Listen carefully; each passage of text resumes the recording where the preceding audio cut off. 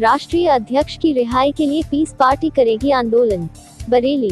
Piece party के प्रदेश प्रभारी engineer मो इरफान ने प्रदेश सरकार की नाकामियों की उजागर करते हुए कहा कि प्रदेश सरकार हर मोर्चे पर विफल हो रही है। किसान, मजदूर और अल्पसंख्यक का विकास इस सरकार में नहीं हो रहा। किसानों की उसकी उपज का उचित मूल्य नहीं मिल रहा और किसान आत्महत्या करने पर मजबूर है। अल्पसंख्यक समुदाय अपने आप को असुरक्षित महसूस कर रहा है। पीस पार्टी के राष्ट्रीय अध्यक्ष डॉक्टर मो अयूब को फर्जी मुकदमे में एनएसए लगाकर जेल में डाल दिया, जिसका विरोध करते हैं और हस्ताक्षर अभियान चलाकर राष्ट्रपति को ज्ञापन दिया जाए।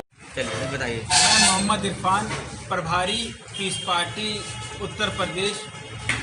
और आज आपके ज़िले में आने का जो मुख्य कारण था, एक तो उत्तर प्रदेश में होने वाले 2022 के विधानसभा चुनाव की समीक्षा बैठक और संगठन विस्तार पे चर्चा, और दूसरा जो पीस पार्टी के राष्ट्रीय अध्यक्ष डॉक्टर अयूब सर्जन साहब पर जो निराधार और अवैधानिक एनएसए का जो आरोप लगा है, उसके सिलसिले में कार्यकर्ताओं के बीच जो हस्ताक्षर अभियान पीस पार्टी चला रही है, उसके तैयारी के सिलसिले में आज हम लोग आपके जिले में आए जी। आपके राष्ट्रीय अध्यक्ष जो मुकदमे लगाए गए हैं वो किस विधि में लगाए गए?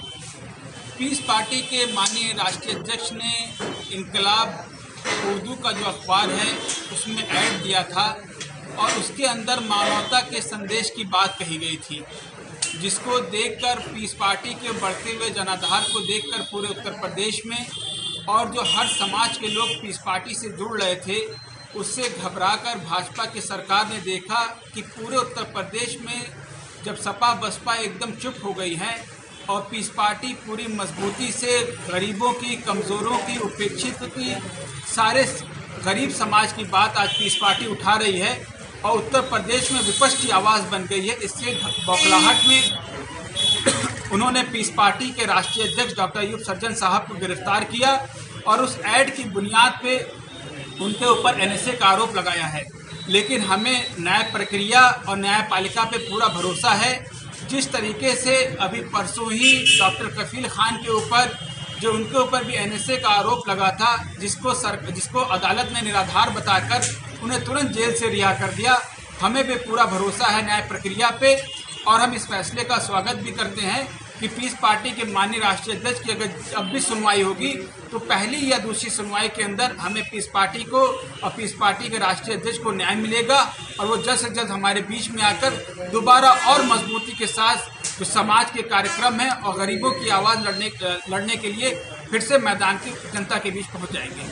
अगर आपको कार्रवाई नहीं होती, क्या इसके लिए उचित कार्रवाई करेंगे आप लोग? तो अपनी मांग को लेकर क्या करना करेंगे? सबसे पहले तो अभी पीस पार्टी पूरे उत्तर प्रदेश में समस्त ज़िलों से 10,000 हस्ताक्षर अभियान चालू किया है, जिसको वो सितंबर के महीने में हम लोग ख़त्म कर रहे हैं और सारे सिग्नेचर अभियान ख़त्म होने के बाद हम लोग माननीय राज्यपाल से मिलेंगे और उनसे विनती करेंगे कि जो भी उनके ऊपर आरोप लगे हैं उसे तत्काल हटाया जाए और माननीय राष्ट्रीय अध्यक्ष जी को तुरंत जेल से रिहा किया जाए।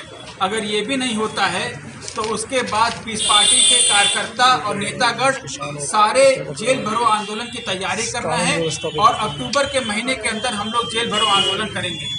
आपने एक प्रेस नोट भी दिया, कानून व्यवस्था, लचर व्यवस्था बताया आपने। सबसे बड़ी बात तो मैं आपसे ये कहूँगा कि पिछले 3 महीनों के अंदर उत्तर प्रदेश के अंदर सबसे बड़ी दुखद की बात यह है कि पत्रकारों की हत्या हो रही है। पत्रकार की हत्या होना मतलब जो लोग सत्य की बात करते हैं, जो सिर्फ सच्चाई दिखाते हैं, एक तरह से सत्य को मारा जा रहा है उत्तर प्रदेश के अंदर। अगर सत्य नहीं रहेगा तो धर्म नहीं रहेगा। तो एक तरह से उत्तर प्रदेश में धर्म का राज भी खत्म हो गया है। जो लोग ये लोग रामराज की बात करते थे, जिस प्रदेश में धर्म का राज ना हो, सत्य का राज ना हो, तो ऐसी सरकार को यहाँ पर रहने का कोई हक नहीं है। और उत्तर प्रदेश की जनता 2022 के अंदर इन्हें सबक सिखाएगी और पीस पार्टी को सरकार में लाकर फिर से धर्म की व्यवस्था और सत्य की व्यवस्था उत्तर प्रदेश में कायम करेंगे हम लोग। एनजी न्यूज़ से जुड़े रहने के लिए चैनल को सब्सक्राइब करें और बेल आइकन को दबाना ना भूलें।